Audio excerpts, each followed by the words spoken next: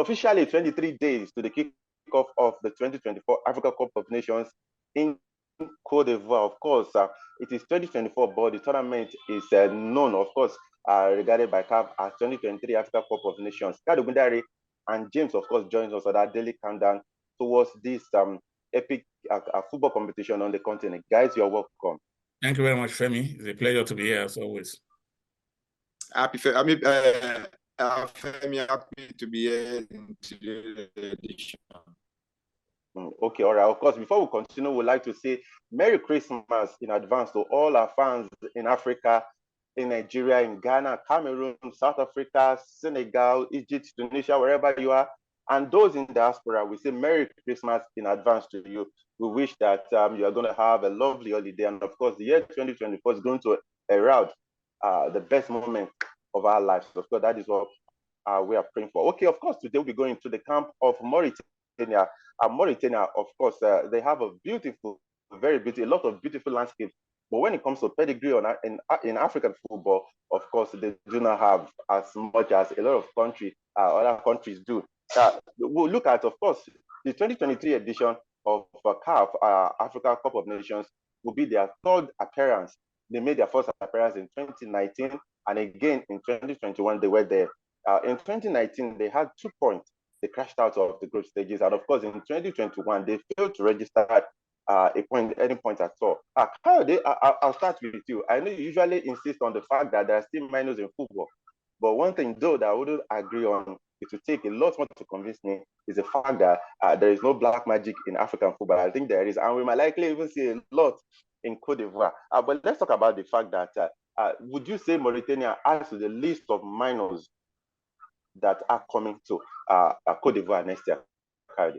Femi, the thing here is, rather than call them minnows, I will call them one of the rising stars of African football. I group them in the same category with Cape Verde. They have a very tight team. They may not have all of the big players. They may not have the superstars like Senegal, Ivory Coast, Cameroon, and Nigeria and Ghana, but they have players who are been together for a long while, who play closely together, and who know each other like the back of their hands. Usually, they are from the stats you rolled out, they've not set the AFCON alight with any superlative performance, but then you also agree that they've always been difficult to beat by anybody. Well, maybe they have lost games by the odd goal and everything. So that shows you that if they are able to weather the storm, which they have done creditably the last 4 years or thereabout, now may just be the year of Mauritania. They may just come and spring a surprise. So rather than call them minnows, I will call them one of the rising stars of African football, even though they are not at the level of the big boys yet. Okay, James, of course, first of all, I will ask if you agree with Kayode that you wouldn't call them minnows in African football.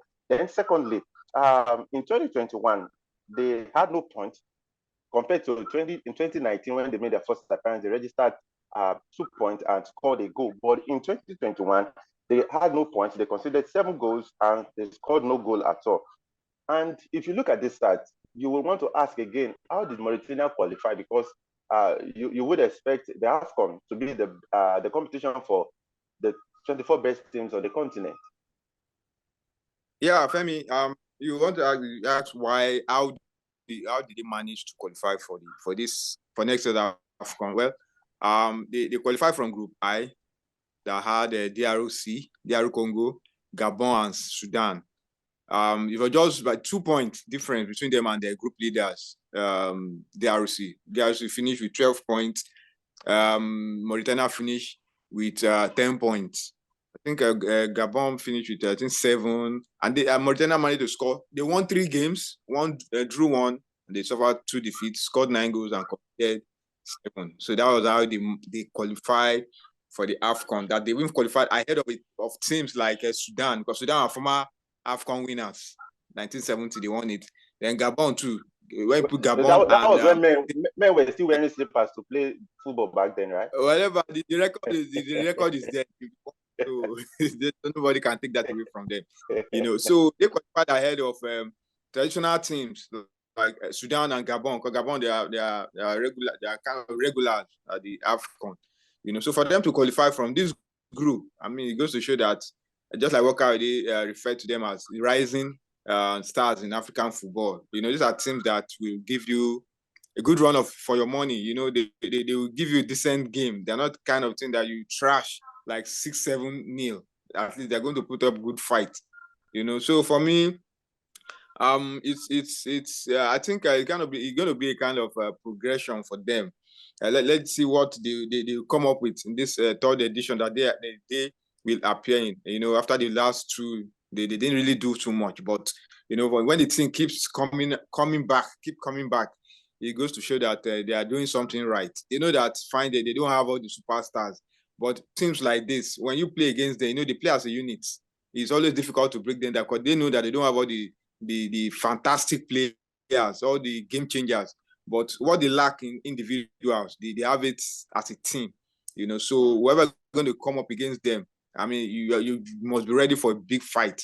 Comoros now, they become like a boogie team to the Black Stars. Imagine Black Stars, 4th African champion. They lost back to back to Comoros. You must find a way to bring the Black Stars into it. No. That's just to show you that there are teams that if you hear about them, you feel they're going to be a walk in the park. But back to back now, they defeated the Black Stars. Who would have thought of that? So Mauritania, they're coming to this on. They are going to ruffle some feathers. I'm not expecting them to go very far, but I mean, they are going to give every team, all the teams they're going to face. I mean, it's not going to be an easy ride for any team against them. Okay, I think since you mentioned the Black Stars, I think we should just mention this. There was this story that broke during the week that there has been controversies in Ghana about how much the country earned for qualifying for the 2022 FIFA World Cup. Because according to the story, the sports ministry mentioned that they earned about $7.something million from FIFA. Meanwhile, according to FIFA's record, FIFA said the Black Stars got $9 million. So that is going to be another story for another day. Sadly, the Black Stars are coming to AFCON with a lot of baggages again, apart from the fact that Chris Hughton has been under immense pressure in terms of getting results. Let's look at Mauritania still. Let's look at their chances now. James has really painted, in fact, if Senegal is going to face Mauritania, the way James has painted this team, they will have to do extraordinary training. They're in Group D alongside Algeria, Burkina Faso, and of course Angola.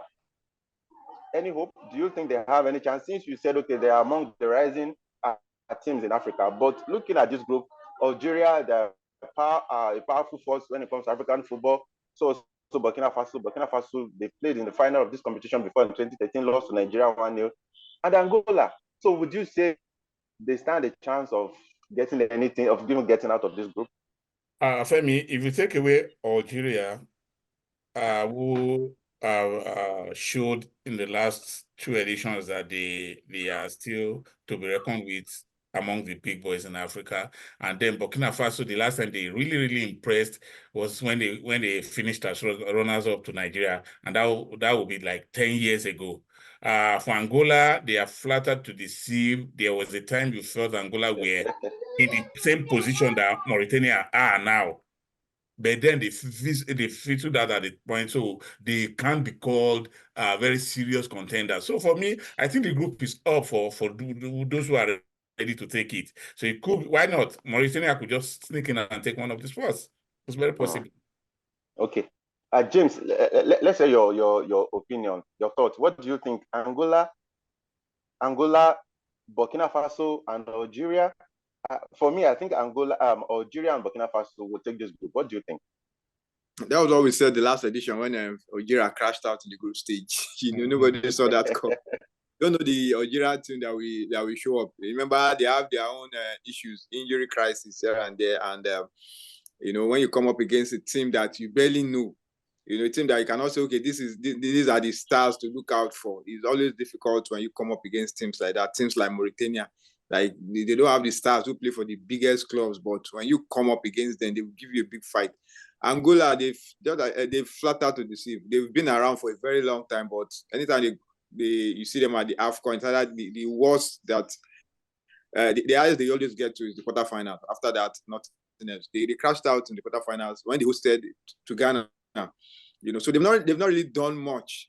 They've not really shown that they are ready to take over. They are ready to show that they have what it takes to challenge for the title. They've always been those teams that will just turn up, give you some exciting games, and they'll go back. Algeria today are having their own issues, like I said, injury crisis.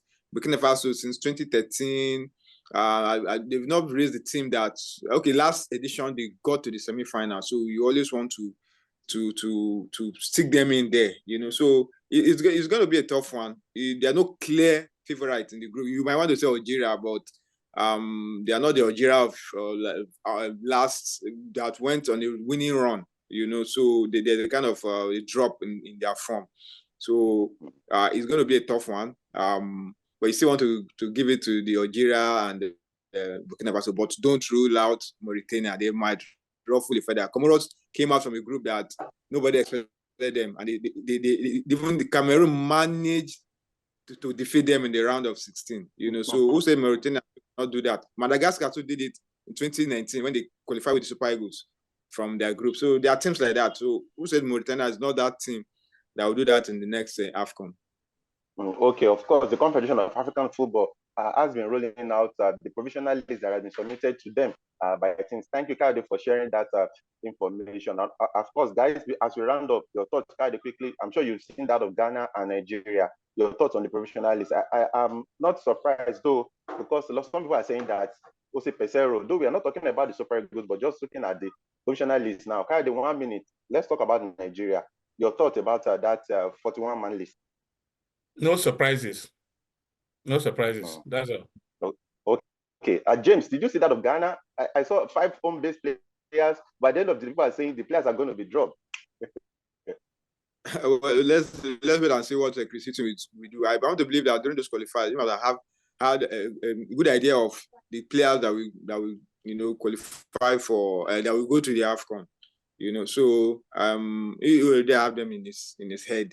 Well, the requirement is drop a provisional list, which he has done, but I believe he already has his team for the AFCON already. Okay, fantastic. Thank you so much, guys, for your thoughts on the show today. Kade and James, thank you for coming. Thank you. Thank you very much. Yeah, thanks, Femi. All right, to our fans around the world, once again, we say Merry Christmas in advance to you. Please subscribe to our channel. Of course, it is the best moment of the year, best time of the year. But this time, football is the best gift that keeps giving because we are already in the mood for the AFCON. Tomorrow, we're talking about 22 days.